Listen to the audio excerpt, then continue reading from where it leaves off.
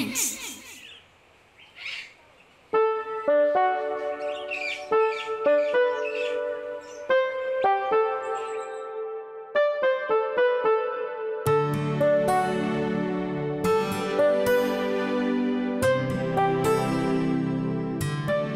സാരമില്ല റോമാക്സ്, നിനക്ക് നിന്റെ തെറ്റു മനസ്സിലായതുകൊണ്ടല്ലേ ഇങ്ങനെ ഏറ്റു പറഞ്ഞത്. എല്ലാവരുടെയും മുമ്പിൽ ഞാൻ മോശക്കാരനായല്ലോ ഗ്രാൻഡ്പാ. ഇല്ല റോമാക്സ്, ഈ വിവരം ഇപ്പോൾ നമുക്ക് രണ്ടുപേർക്കും മാത്രമല്ലേ അറിയൂ. ഞാനായിട്ട് ആരോടും പറയില്ല, പ്രോമിസ്. താങ്ക് യു ഗ്രാൻഡ്പാ, ഞാൻ ഒരിക്കലും ഇനി ഇതുപോലെ ചെയ്യില്ല. മിടുക്കൻ. റോമാക്സ്, ഞാനൊരു കാര്യം ചോദിച്ചാൽ തുറന്നു പറയുമോ? ചോദിക്കൂ ഗ്രാൻഡ്പാ. ഇക്കാര്യം ഏറ്റു പറഞ്ഞപ്പോൾ റോമാക്സിന് ഇപ്പോൾ എന്തു തോന്നുന്നു? അത് ഗ്രാൻഡ്പാ, പറയൂ. ഈ നേരം അത്രയും ഉള്ളിലൊരു ഭയമോ ബുദ്ധിമുട്ടോ എന്തൊക്കെയോ ഉണ്ടായിരുന്നു. ഇപ്പോൾ പറഞ്ഞതിന് ശേഷമോ? ഇപ്പോ അതെല്ലാം മാറി, ഞാൻ ഫ്രീ ആയി ഗ്രാൻഡ്പാ. കണ്ടോ, സത്യത്തിൽ മഹത്വം കണ്ടോ? ഇനി കൂട്ടുകാരോടൊപ്പം പോയി കളിക്കൂ റോമാക്സ്. അവർ നിനക്ക് വേണ്ടി വെയിറ്റ് ചെയ്യുകയാണ്.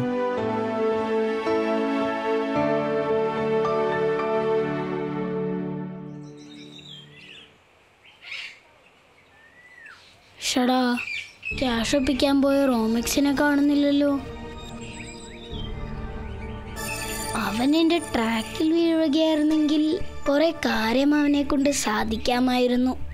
അവനൊന്നും മനസ്സിലാകാതിരുന്നാ മതിയായിരുന്നു.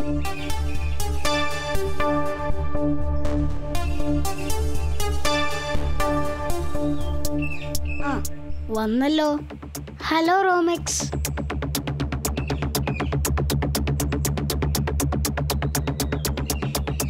ഫെലിക്സേ, നമുക്ക് ഈ കൂട്ട് ഇവിടെ നിർത്താം. എന്താ, എന്തു പറ്റി റോമാക്സ്? നീ കാരണം ഞാൻ മോശക്കാരനായി. ഞാൻ കാരണമോ? അതെ, നിന്റെ വാക്കും കേട്ട് എനിക്ക് രൂപ മോഷ്ടിക്കേണ്ടി വന്നു. അതിന് നിന്നോട് ഞാൻ പറഞ്ഞോ രൂപ മോഷ്ടിച്ചുകൊണ്ടുവരാൻ? എന്തായാലും ഇതിവിടെ തീർന്നു. നിനക്ക് നിന്റെ വഴി, എനിക്ക് എന്റെ വഴി.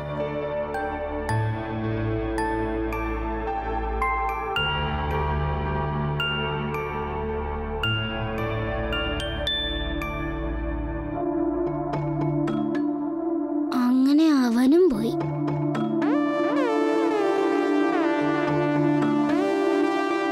ഇനി വേറെ ആരെങ്കിലും പിടിക്കണം.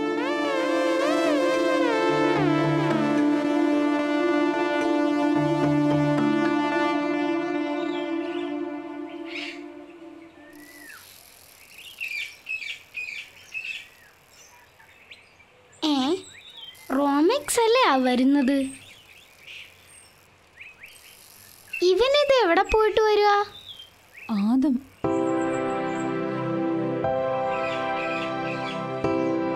റോമാക്സ്, നീ എവിടെ പോയതാ? ഞാനൊരാളെ കാണാൻ വന്നതാ ആദം. അല്ല, നീ ഇതെങ്ങോട്ടാ? റോമാക്സിന് ഓർമ്മയുണ്ടോ എന്റെ കസിൻ ജോർജിനെ? നിന്റെ കസിനോ? ആ, മറന്നോ? അന്ന് നമ്മൾ സൈക്കിൾ ചവിട്ടാൻ പഠിപ്പിച്ച ആ ജോർജ്. ഓ, അവൻ വന്നിട്ടുണ്ടോ ഇവിടെ? ഇവിടെയല്ല, അവൻ എന്റെ ആന്റിയുടെ വീട്ടിലാ വന്നിരിക്കുന്നത്. ഞാൻ അങ്ങോട്ടാ പോകുന്നേ. അതെന്താ, അവൻ ഇങ്ങോട്ട് വരില്ലേ? നാളെയോ മറ്റോ അവിടെ നിന്ന് ഇറങ്ങുമെന്ന് പറഞ്ഞു. നിങ്ങളെയും തിരക്കി. ഇന്നിപ്പോ അവൻ എങ്ങോ പോകാനുണ്ടത്രേ. എന്നെയും വിളിച്ചിട്ടുണ്ട്. അതാ ഞാൻ ഇപ്പോൾ അങ്ങോട്ട് പോകുന്നേ. എന്നാ ശരി ആദം, നമുക്ക് കാണാം. ഓക്കെ.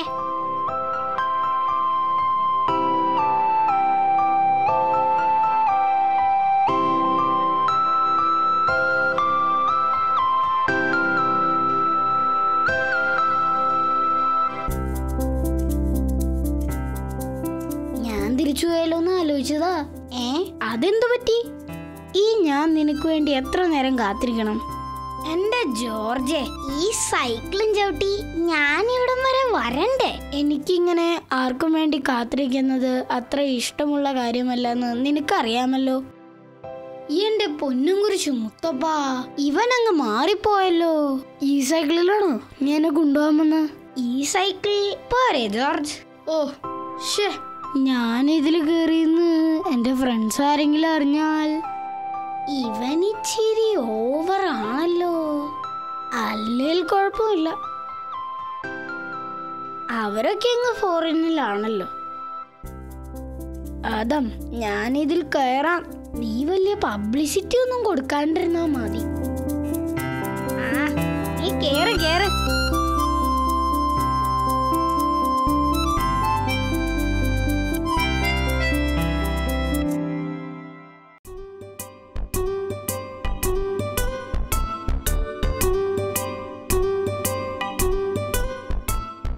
ആദം, ജോർജ് എവിടെ?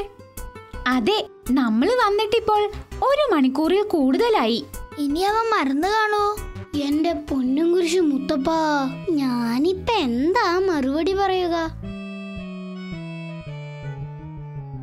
ഏതായാലും അല്പസമയം കൂടി നമുക്ക് കാത്തിരിക്കാം ഫ്രണ്ട്സ്. ആദ്യത്തിനെന്തൊരു ബുദ്ധിമുട്ടുള്ളത് പോലെ തോന്നുന്നല്ലോ. എന്റെ പഴയ സ്വഭാവത്തിന് ഇട്ടിട്ട് പോകേണ്ട സമയം കഴിഞ്ഞു. ഓ, കാത്തിരുന്ന് ബോറടിച്ചു. ദേ, അവൻ വരുന്നുണ്ട്. എനിക്ക് വിശ്വസിക്കാനാവുന്നില്ല. ജോർജിനെ കാണാൻ എല്ലാവരും രാവിലെ തന്നെ വന്നത് കണ്ടിട്ടാവും. നിങ്ങൾക്കൊന്നും രാവിലെ പ്രത്യേകിച്ച് വർക്കൊന്നും കാണില്ല അല്ലേ? എല്ലാവരും രാവിലെ തന്നെ എത്തിയിട്ടുണ്ടല്ലോ. ഈ ഞാൻ എന്തെല്ലാം കാര്യങ്ങൾ ചെയ്തിട്ടാണ് ഒന്ന് ഫ്രീ ആകാൻ നോക്കിയത്, എന്നിട്ടും താമസിച്ചു.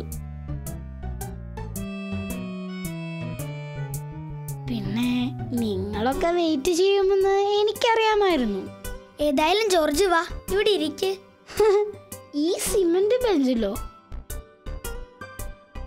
എന്റെ ഫ്രണ്ട്സ് അറിഞ്ഞാൽ പിന്നെ ജീവിച്ചിട്ട് കാര്യമില്ല. അത് മാത്രമല്ല, എനിക്കിപ്പോ പോവുകയും വേണം. ഇപ്പൊ തന്നെ പോണോ? അല്ലാതെ പിന്നെ. അത് മാത്രമല്ല, എനിക്ക് കുറെ ISD വിളിക്കാനുമുണ്ട്. ISD എന്ന് വെച്ചാൽ എന്താണെന്ന് നിങ്ങൾക്ക് അറിയാമോ? ജോർജ്, നീ തിരക്കാണെങ്കിൽ പൊക്കോളൂ, ഞാൻ വൈകുന്നേരം നിന്നെ വിളിച്ചോളാം. ചിലപ്പോൾ തിരക്കിലായിരിക്കും. നീ ഏതായാലും ഒന്ന് വിളിച്ച് നോക്കിയേക്ക്. അപ്പൊ ഓക്കെ ഫ്രണ്ട്സ്, അടുത്ത ദിവസം കാണാം. Okay George. Bye George. ആ, പിന്നെ നിങ്ങളുടെ ആരുടെയോ ഒരു അപ്പൂപ്പൻ കഥയൊക്കെ പറയുമെന്ന് ആദം പറഞ്ഞുവല്ലോ. ആരുടെയാണ്? അതെന്റെ ഗ്രാൻഡ് പയാണ് ജോർജ്. ആണോ? നമുക്ക് ആ ഗ്രാൻഡ് പായെ ഇവിടെ ഒന്ന് കൊണ്ടുവരാൻ പറ്റുമോ? ഫ്രീ ആണെങ്കിൽ കുറച്ച് കഥ കേൾക്കാമായിരുന്നു. ശ്രമിക്കാൻ ജോർജ്. നീ ചെല്ലു, ഇരക്കുള്ളതല്ലേ. ഞാൻ വൈകുന്നേരം നിന്നെ വിളിച്ചോളാം. Okay, by.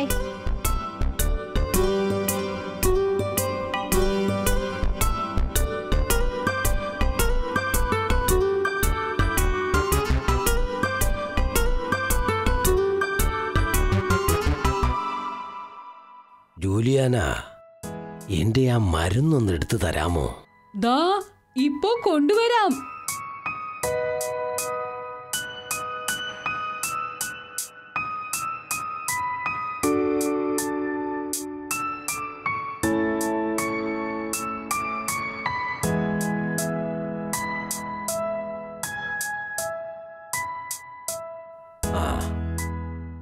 ഞാനെന്നാ പോയിട്ട് വരാം. അച്ഛനൊന്ന് കാണണമെന്ന് പറഞ്ഞിരുന്നു. മരുന്ന് കഴിച്ച ഉടനെ തന്നെ പോണോന്നുണ്ടോ? അല്പം വിശ്രമിച്ചിട്ട് പോയാൽ പോരെ? അതു സാരമില്ല, ഞാൻ പോയിട്ട് വേഗം ഇങ്ങ് വരാം. സൂക്ഷിച്ചു പോകണേ.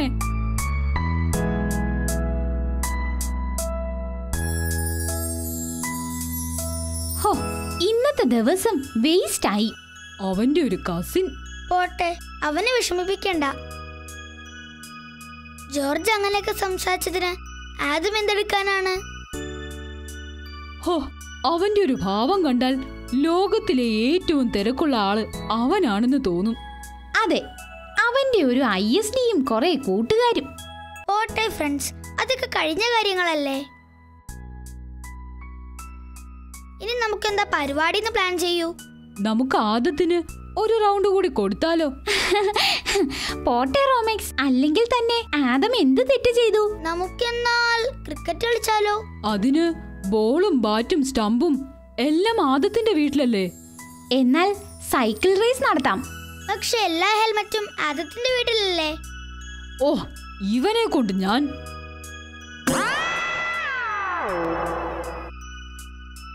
ദേ, നമ്മുടെ ക്ലാസ്സിലെ ഫെലിക്സ് അല്ലേ ആ വരുന്നത്? എന്റെ കർത്താവേ, ഇവനിത് എന്ത് ഭാവിച്ചാ? ഇവനെന്തിനാ നമ്മുടെ അടുത്തോട്ട് വരുന്നത്? എന്തെങ്കിലും കാര്യം കാണും. വരട്ടെ.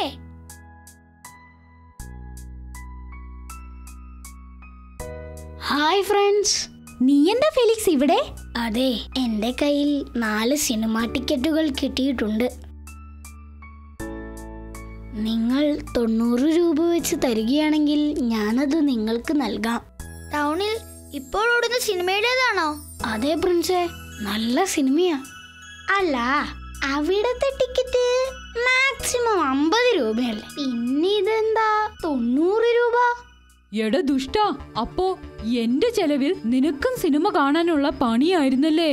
അയ്യോ, ഇവനിതറിയാമായിരുന്നു. ഫെലിക്സേ, നീ ആളെ പറ്റിക്കാൻ ഇറങ്ങിയിരിക്കുക അല്ലേ? ടീച്ചറിനെ ഒന്ന് കാണട്ടെ, ഞാൻ പറഞ്ഞു കൊടുത്തോളാം. അയ്യോ, ചതിക്കല്ലേ ആദം, ടീച്ചർ അറിഞ്ഞാൽ വീട്ടിൽ പറയും. ഇനി മേലാൽ നീ ഇതുപോലത്തെ പരിപാടിയായിട്ട് ഞങ്ങളുടെ അടുത്തോട്ട് വരരുത്, കേട്ടല്ലോ? Sorry friends, sorry. ഇനി ഞാൻ ഇങ്ങനെ ചെയ്യില്ല.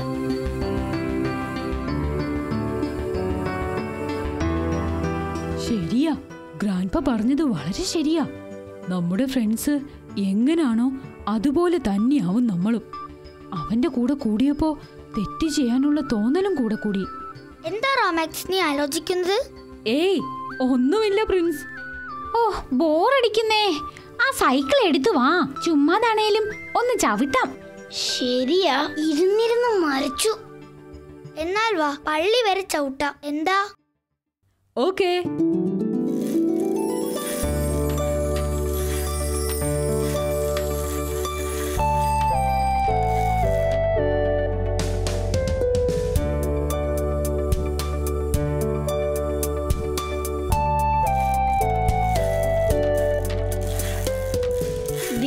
ഗ്രാൻഡ്പയുടെ കാർ എടുക്കുന്നു.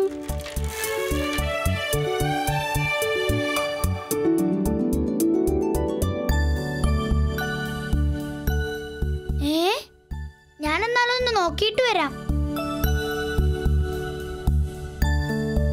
ഇതെന്താ ഗ്രാൻഡ്പ ഈ സമയത്ത് ഇവിടെ? വായനശാലയുടെ മീറ്റിംഗ് എന്തെങ്കിലും കാണുമായിരിക്കും. പക്ഷേ ഈ പരിസരത്ത് ആളനക്കം ഒന്നും ഉള്ളതായി തോന്നുന്നതേയില്ല. ദേ, പ്രിൻസ് വരുന്നു. എന്താ ഈ പ്രിൻസ്? ഗ്രാൻഡ്പ അവിടെ ഉണ്ടോ? ഇല്ല, അവിടെ ആരും തന്നെ ഇല്ല. എല്ലായിടവും പൂട്ടിയിരിക്കുകയാണ്. ഷടാ, കാർ ഇവിടെ പാർക്ക് ചെയ്തിട്ട് ഗ്രാൻഡ്പ ഇത് എവിടെ പോയി? ടെൻഷൻ അടിക്കേണ്ട കാര്യമൊന്നുമില്ല. ഗ്രാൻഡ്പ കൂട്ടുകാരുമായി എവിടെയെങ്കിലും പോയതായിരിക്കും. ശരിയാ, അതിനേ വഴിയുള്ളൂ. അത് തന്നെ ആയിരിക്കും. നമുക്കെന്നാൽ വീട്ടിലേക്ക് പോയാലോ? ശരിയാ, കറങ്ങി നടന്ന് തളർന്നു. പോകാം.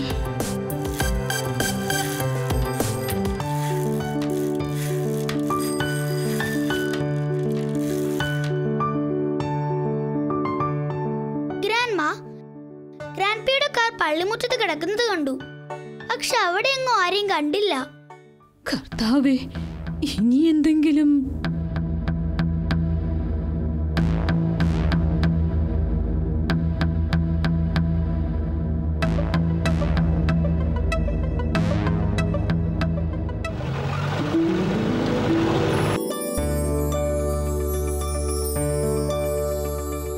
നമ്മുടെ കാറിനെന്തോ ഒരു സ്റ്റാർട്ടിംഗ് ട്രബിൾ. ഞാനതാ പള്ളിയുടെ ഗ്രൗണ്ടിൽ തന്നെ ഇട്ടു. പിന്നെ ഈ കുട്ടിയുടെ കാറിന്റെ ഡ്രൈവറിന് എന്നെ അറിയാമായിരുന്നു. പറഞ്ഞു വന്നപ്പോ അത് നമ്മുടെ ആദമിന്റെ കസിനാ. ആ, വാ, എല്ലാവരും ദേ അകത്തിരിപ്പുണ്ട്. ആണോ?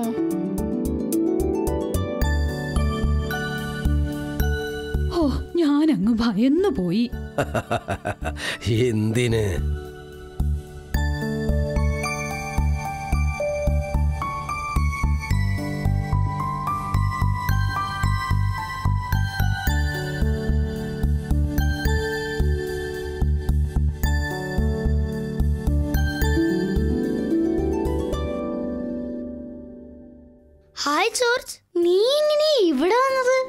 എന്റെ ഗ്രാൻഡ് പാ റോഡരികിൽ നിൽക്കുന്നത് എന്റെ ഡ്രൈവർ കണ്ടു.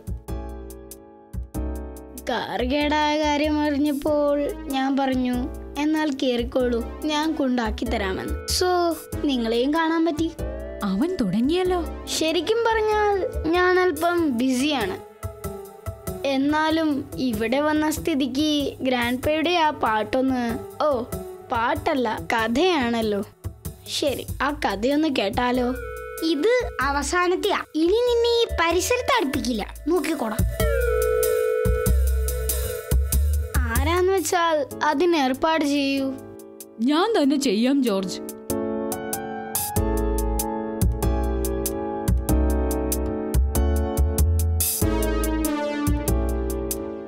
എന്റെ ഗ്രാൻഡ്പാ ഒരു രക്ഷയുമില്ല.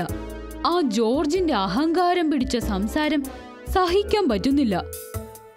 അവനിപ്പോൾ ഗ്രാൻഡ്പായുടെ കഥ കേൾക്കണമെന്നാ പറയുന്നത്. എനിക്ക് കാറിൽ വെച്ച് തന്നെ അയാളുടെ സ്വഭാവം മനസ്സിലായി. എന്റെ ഗ്രാൻഡ്പാ അവന് പറ്റിയ ഒരു കഥ തന്നെ പറഞ്ഞു കൊടുക്കണേ. തീരെ സഹിക്കാൻ വയ്യാഞ്ഞിട്ടാ. സാരമില്ല, ഞാൻ അങ്ങോട്ട് വരാം. ശരി ഗ്രാൻഡ്പാ.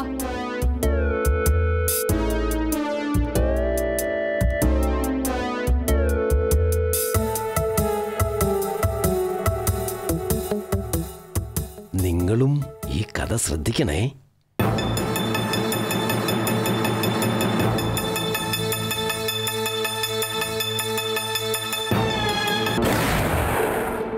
ഓക്കേ,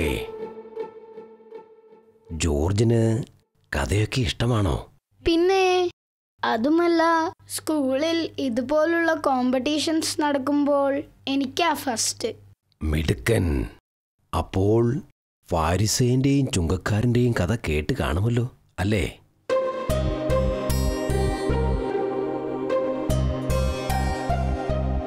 സാരമില്ല, ഞാൻ പറഞ്ഞു തരാം. എല്ലാ കൂട്ടുകാരും ശ്രദ്ധിക്കണേ.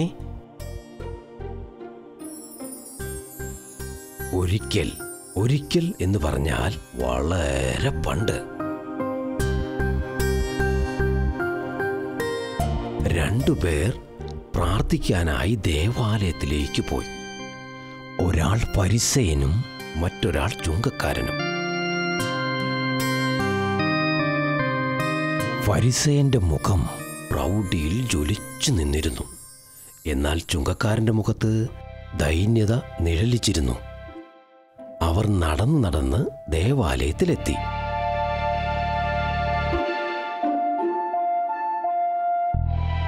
ഫരിസേയൻ നിന്നുകൊണ്ട് തന്നെ പ്രാർത്ഥിക്കുവാൻ ആരംഭിച്ചു.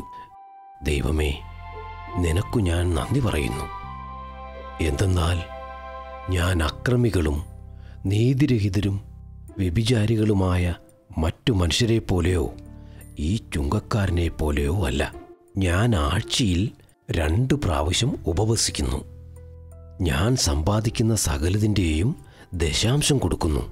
എന്നാൽ ആ ചുങ്കക്കാരനാവട്ടെ ദൂരെ നിന്ന് സ്വർഗത്തിലേക്ക് ഒന്ന് നോക്കുവാൻ പോലും ധൈര്യപ്പെടാതെ നിറകണ്ണുകളോടെ പറഞ്ഞു, ദൈവമേ, പാപിയായ എന്നിൽ കനിയണമേ. പെട്ടെന്ന് ആകാശത്ത് പ്രത്യക്ഷപ്പെട്ട പ്രകാശം ആ ചുങ്കക്കാരനിൽ പതിച്ചു. ആ ചുങ്കക്കാരൻ ഫരിസേയനേക്കാൾ നീതീകരിക്കപ്പെട്ടവനായി വീട്ടിലേക്ക് മടങ്ങി. കഥ തീർന്നോ? ശരിയാ, പെട്ടെന്ന് തീർന്ന പോലെ. സാധാരണ ഗ്രാൻഡ്പായുടെ കഥകളില് ധാരാളം മെസ്സേജ് കാണുന്നതല്ലേ? ഇതിലെവിടാ മെസ്സേജസ്? എന്താ ജോർജ് ഒന്നും സംസാരിക്കാത്തത്? അവനവനെ തന്നെ പുകഴ്ത്തി പറഞ്ഞ ഫരിസേയൻ ഫരിസേയൻ ദൈവത്തിനു മുമ്പിൽ അപ്രിയനായി. മിടുക്കൻ. ഇത് തന്നെയാണ് ഈ കഥയുടെ മെസ്സേജ്. അല്പം കൂടി ലളിതമായി പറഞ്ഞാൽ, തന്നെ തന്നെ ഉയർത്തുന്നവൻ താഴ്ത്തപ്പെടും, തന്നെ തന്നെ താഴ്ത്തുന്നവൻ ഉയർത്തപ്പെടും. ഗ്രാൻഡ്പാ, ഈ കഥയിലൂടെ എൻ്റെ സ്വഭാവത്തിലെ കുറച്ച് പോരായ്മകൾ എനിക്ക് മനസ്സിലാക്കാൻ സാധിച്ചു. ഇനി ഞാൻ അവയൊന്നും എൻ്റെ ജീവിതത്തിൽ ആവർത്തിക്കില്ല. ഇവിടെയാണ് ഈ ബൈബിൾ കഥകളുടെ പ്രസക്തി. അത് നമുക്ക് നന്മയുടെയും സത്യത്തിൻ്റെയും അറകൾ മാത്രമേ തുറന്നു തരികയുള്ളൂ. ആ തോമസ് ആയിരിക്കും. എന്നാൽ ശരി കുട്ടികളെ, ഞാൻ അങ്ങോട്ട് ചെല്ലട്ടെ. Thank you grandpa.